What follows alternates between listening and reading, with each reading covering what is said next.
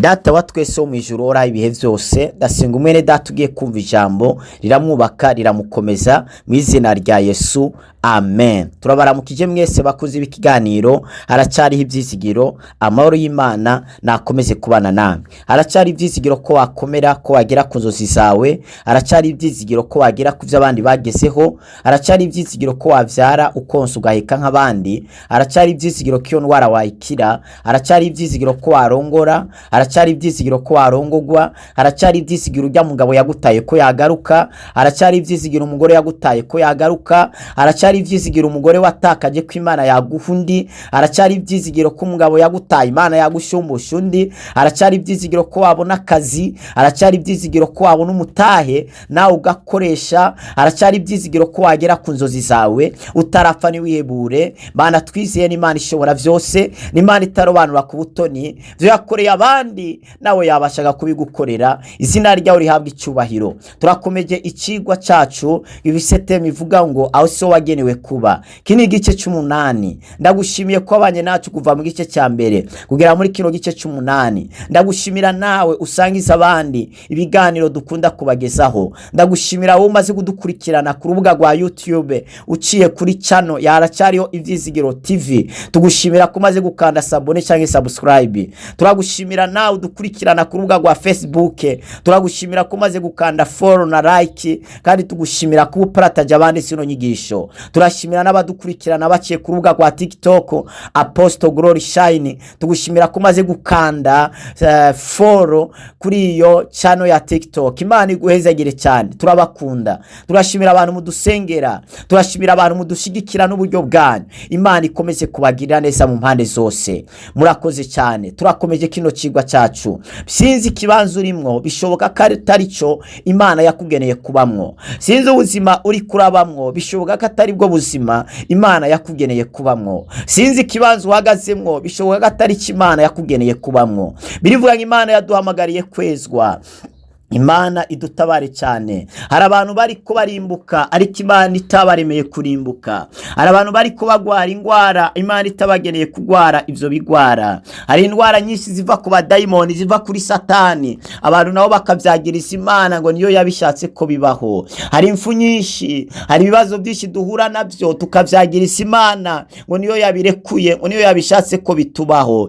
Oyaha, birivuga ngo Imana n'umuco, indani muri yo nta mwijima na muke yubayo. Bisigura ngo mu Mana nta cyago na kimwe kibayo. Ivyago vyose turiko tubaho muri inosi ni twebwe ubwacu twabyikururiye biciye mu kumvira Satani. Indwara zose duhura nazo, ribazo duhura nazo, ntabwo ari Imana ibizana. Birivuga ngo Imana nta muntu igerageresha ibibi. Rimwe na rimwe duhuye n'ibibi tuvuga ngo Imana irikira tugerageza. Oyaha, Imana nta muntu igerageresha ibibi. Imana igerageresha iki? Ibyiza gusa. Imana ihabwe icubahiro. Ibibi byose bituruka muri Satani, ivyago byose bituruka muri Satani, ibinyoma byose bituruka muri Satani. Ko birivuga ngo uhereye kuva kera wewe ngo yamye akora ibibi. Uhereye kuva kera ngo kandi niwe se w'ibibi, niwe se w'abanyabinyoma, niwe se w'icyaha, ni nawe yabyaye icyaha Luciferi. Ntabwo icyaha cyaturutse ku Mana.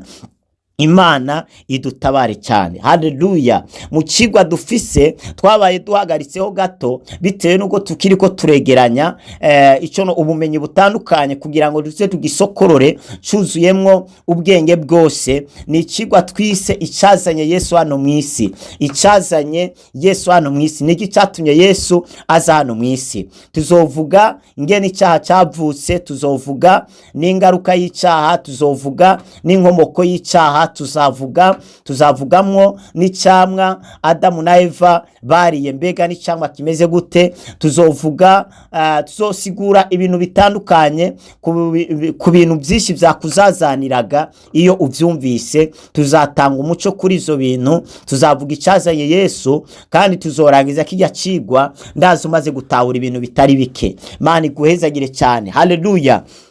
rero birashoboka ko hari umwanya urimwo ariko atari wo Imana yakugeneye kubamo. Umwanya wawe urahari, kibanza cyawe kirahari. Birivuga ngo ariya mu gitabo ca Matayo ibice 18 umurongo wa 11 ngo Yesu yaje kugirana, yaje gukiza icari cazimiye. Hari ikintu cari cazimiye Yesu yaje gukiza. Hari ubuzima bwari bwazimiye Yesu yaje gukiza. Birivuga ngo iyo umuntu afise intama 100 ariko agatakaza imwe, araheba 99 agaja kurondera imwe. Iyo bavuze icazimiye, iyo bavuze iyo ntama yazimiye, ni umuntu aba ataramenya Kristo, ni umuntu aba ataravuka ubugira kabiri. Ni gute bavuka ubugira kabiri? Twarabivuze mu vyigwa vyagiye bitambuka, binyura mu kwizera Yesu Kristo, binyura mu kwakira Yesu umwami n'umukiza w'ubuzima bwawe, binyura mu kubatizwa mu mazi menshi no kubandanya mu ijambo rya Kristo Yesu. Izo ntambuko utarazicako, we nturavuka ubugira kabiri.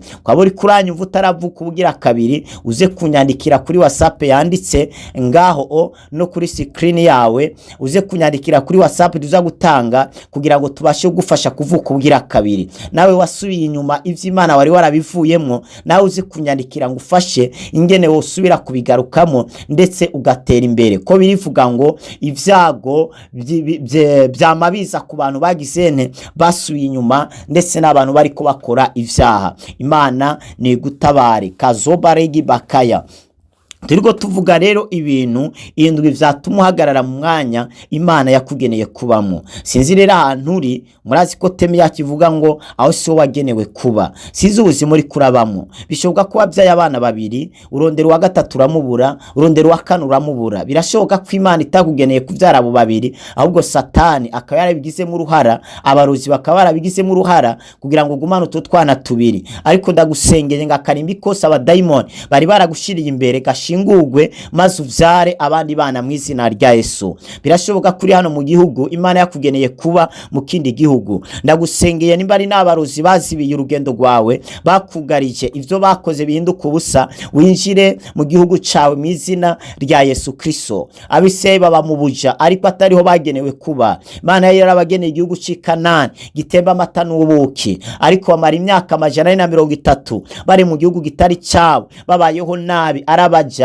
bakorera abandi, bakubitwa, bababazwa, mbere no gupfa bagapfa. Ariko igihe kiragera Imana ibajana mu gihugu cabo gitemba amata n'ubuki. Birashoboka kuri umuzamu nka Morodekayi, Imana yakugeneye kuba ibwami, kuba umutware. Birashoboka kuri muri gereza, Imana yakugeneye gutwara igihugu nka Yosefu. Birashoboka kuri kuragira intama, Imana yakugeneye kuba umwami, kuba prezida nkande nka Dawidi. Bisinze ubuzima uri kurabamwo, ariko birashoboka kuri mu kibanza gitari cyawe. Birashoboka kuri gukora ivyaha, birashoboka kuri mu ngeso mbi ariko atari zo wagenewe kubamwo. Rero hari intambuko ziguvana mu mwanya utari gwawe maze zikapfuziza mu mwanya wawe. Tugeze ku ntambwe ya kangahe? Tugeze ku ntambwe ya 5 niyo twavuzeho ejo, yitwa ugirane kwezwa. Reka ngaruke ku murongo tutasomye mu cyete cya 2 Paulo yandikiye Timoteyo ibice byaho ni 2 umurongo wa 20. Haravuga ngo mu nzu nini y'umutunzi ntihabamwe imbombovu,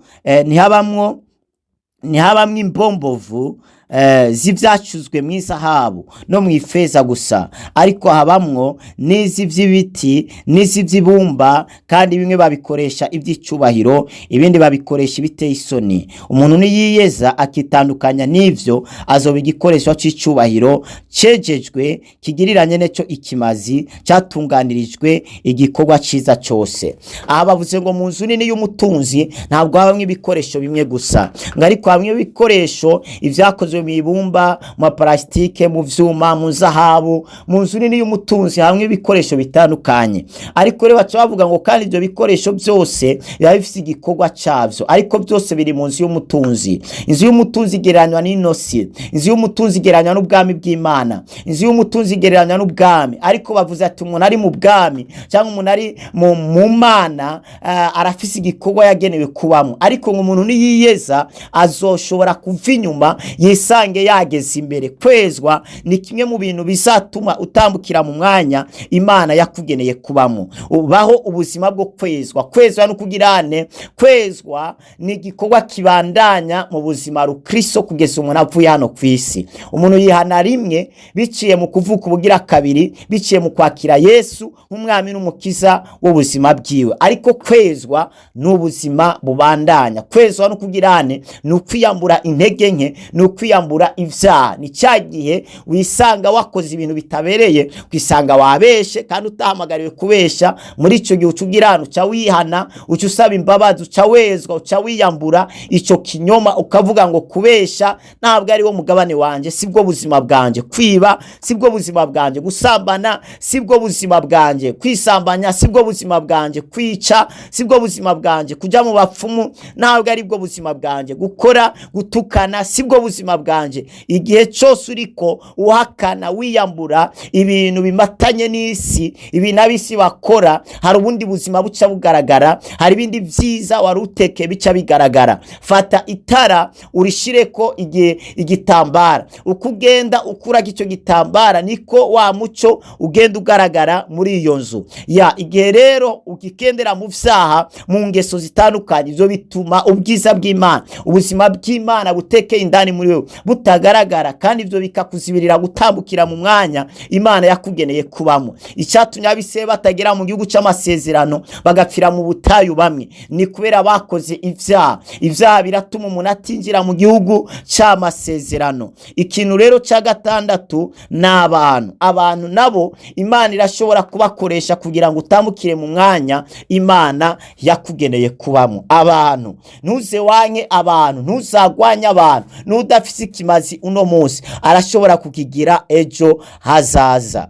Rabo shakita mando. Imana ikorera mu bantu, Imana igendera mu bantu. Imana ntabwo uzigera uyibona, ariko uzayibona biciye mu bantu. Imana ntabwo uzayumva, ariko uzayumvira mu bantu. Imana ntuzayibonera ikikora, ariko uzayibonera mu bantu bariko bakora. Imana nizaguha amafaranga afadika, kubera mu ijuru nta ezine, nta mashini iriyo ikora amafaranga. Mu ijuru bene data iyo mashini ntayibaho. Imana nikubwira ngo nzakugira umugwiza atunga, nzakubakira inzu, ntabwo izatibuka iva mu ijuru ngo yubatswe n'abamarayika ngo hama ngo dushike tubamwo. Iyo tuzabamwo yubatswe n'Imana ni Yerusalemu sha, imwe tuzobamwo imyaka 1000 hano ku isi.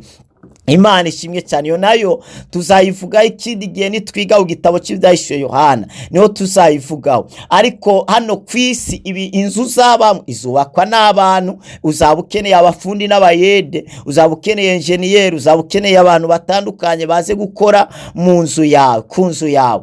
Niyo mpamvu utazikura kwa abantu, kubera Imana ikorera mu bantu. Bibiliya navuga neza ngo imbere yuko ukunda Imana manzi ukunde mwene so, nibikunanira gukunda mwene so ntuzovuge ngo urakunda Imana. Wewe uri kuranyumvuka ufise umuntu wanka udakunda, umenye neza ko udakunda n'Imana. Nimba udakunda Imana, n'Imana ntigukunda. Birivuga ngo nkunda bankunda, ngo kandi abandondera ubudahumeka bazambona. Imana ikunda abantu bayikunda. Imana igirira neza abantu nabo bayigirira neza. Imana igirira neza bihanye, abo nibo iha amahoro. Kugira itunga ryo mu isi nibisigura ko ari Imana yari guhaye. Kuronka amafaranga nibisigura ko Imana ariyo yaguhaye.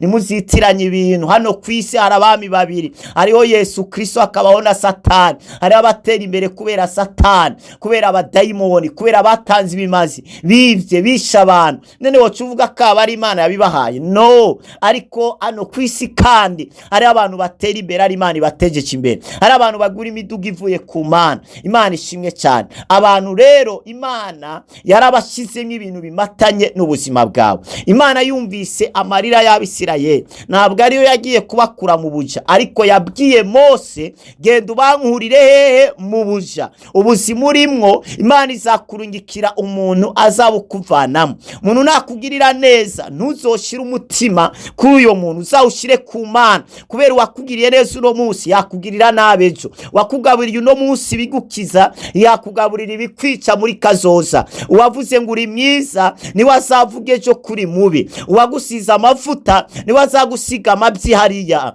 Uwagukomeye amashyi no munsi niwe azagutera amabuye hariya imbere. Abantu batuvuga nabi bigeze kuba batuvuga neza. Twigeze kuba turi n'inshuti. Burya nta muntu yakuvuga nabi atakuzi kandi atazi icyiza cyawe. No, nibishoboka. Niyo mpamvu abantu ntukabizigire nubwo abantu ari b'Imana ikoresha kugira ngo tugire ahantu tugeze, ariko si abantu batugezayo, ni Imana itugezayo. Ariko kubera Imana ari mwemu, ibikorwa igomba gukora ikibikorera mu bantu. Umuntu nakugirira neza abona Imana ariko ntubone uwo muntu.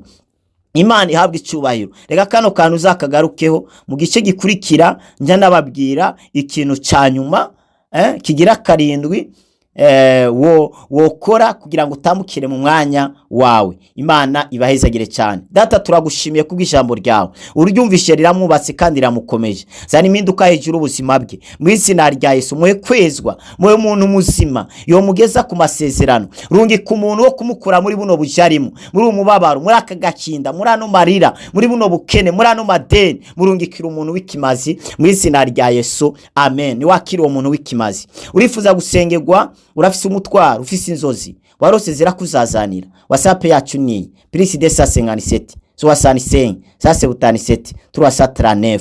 Mwari kumwe na Apostle wa Kristo Glory Shine. Mwarahezagiwe, turabakunda.